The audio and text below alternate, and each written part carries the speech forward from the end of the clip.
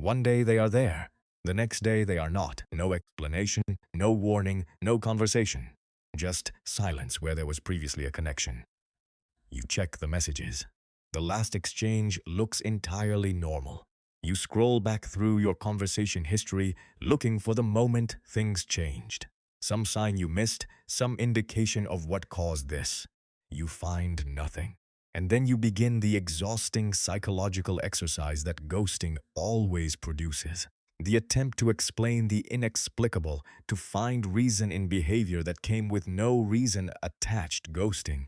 The abrupt, unilateral ending of a relationship through silence rather than communication has become one of the defining relational experiences of the digital age. Research from Winthrop University, Penn State, and UCLA's Mindful Awareness Research Center has produced a detailed psychological portrait of who ghosts, why they do it, and what the experience does to the people on both sides. Today, we examine that portrait honestly. Research published by Dr. Tara Collins at Winthrop University in the Journal of Social and Personal Relationships documented the prevalence of ghosting in contemporary relationships. In her sample, approximately 25% of participants had been ghosted by a romantic partner, and over 20% reported having ghosted someone themselves. More recent surveys suggest these numbers are significantly higher, with some studies reporting that over 50% of young adults have experienced ghosting in some form. Ghosting is not a fringe behavior or a pathological outlier. It has become a standard feature of the contemporary relational landscape, normalized to such a degree that many people report it as their default method of ending relationships that they experience as casual or low investment. The normalization is itself psychologically significant, and we will return to it. The most consistent predictor of ghosting behavior identified in the research literature is attachment style. Specifically, the dismissive avoidant attachment pattern. Research by Dr. Marissa Harrison at Penn State, examining ghosting behavior in relation to attachment style measures, found that individuals with high avoidant attachment scores were significantly more likely to ghost others and significantly more likely to find ghosting acceptable as a method of relationship termination.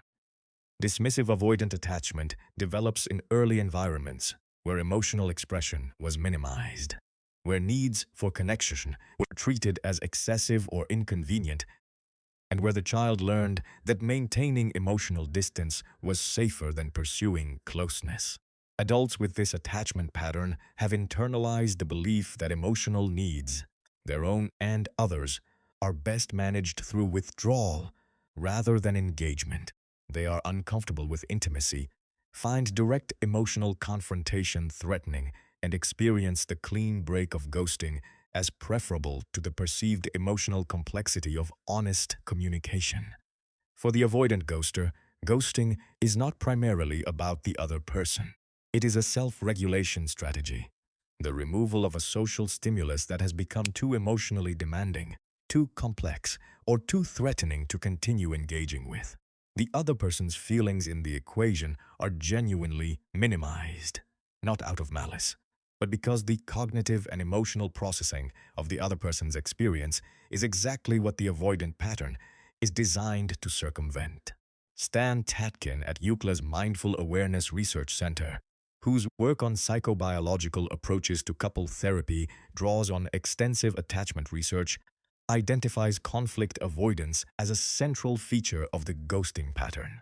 The anticipation of a difficult conversation, the imagined emotional complexity of explaining, justifying, managing the other person's response, is experienced by conflict-avoidant individuals as a genuine threat. The nervous system generates alarm responses at the prospect of difficult emotional engagement that many people find disproportionate. The solution the conflict-avoidant person reaches, often unconsciously, is the one that removes the threatening stimulus without requiring engagement with it. Disappearance. The difficulty of the conversation is avoided entirely. The ghoster's nervous system is rewarded with immediate relief from the anticipated discomfort, and the other party is left managing the consequences of a decision that was made unilaterally, without their participation. Research on the neurological underpinnings of conflict avoidance shows that for some individuals, particularly those with anxiously sensitive nervous systems and avoidant attachment patterns, the anticipatory anxiety generated by imagined conflict engages threat response circuitry with a strength that overrides social obligation processing. They are not weighing the harm of ghosting against their own comfort and choosing comfort. The discomfort of engagement has risen above the threshold at which deliberate choice-making is possible.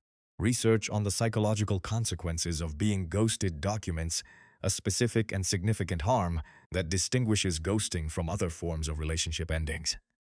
Dr. Collins's research identifies the central problem as what she calls ambiguous loss, the absence of the closure information that would normally allow the recipient to process the ending and move forward. Human beings are meaning-making organisms. We construct explanations for events, particularly events that affect our well-being.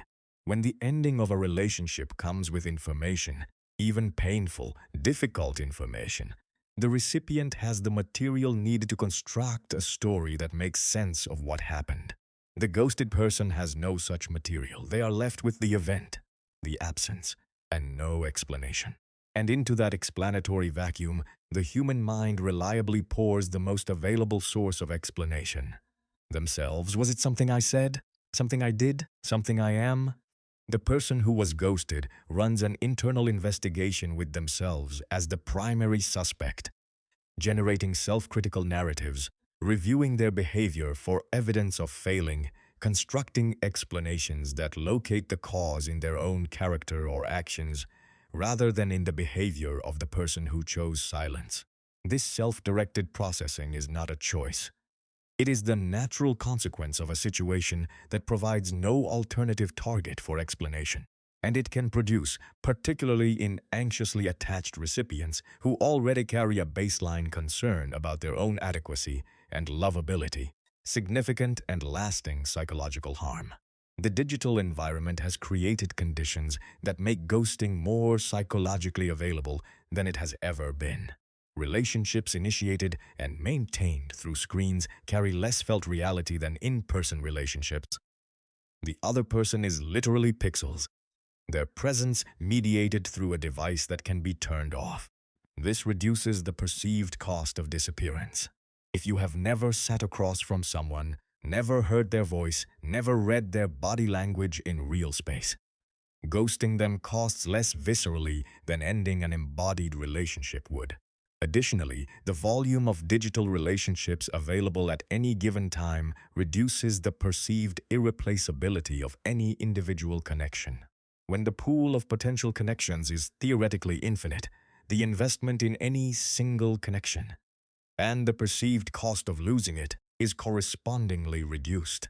Research on what economists call the paradox of choice, applied to relational contexts, suggests that the abundance of relational options in digital environments produces less investment in individual connections, less effort toward resolution of difficulty, and more readiness to abandon a connection that requires work. This is not a generation problem. It is a design problem, the product of an environment that has changed the structural conditions of relationship faster than human attachment psychology has adapted.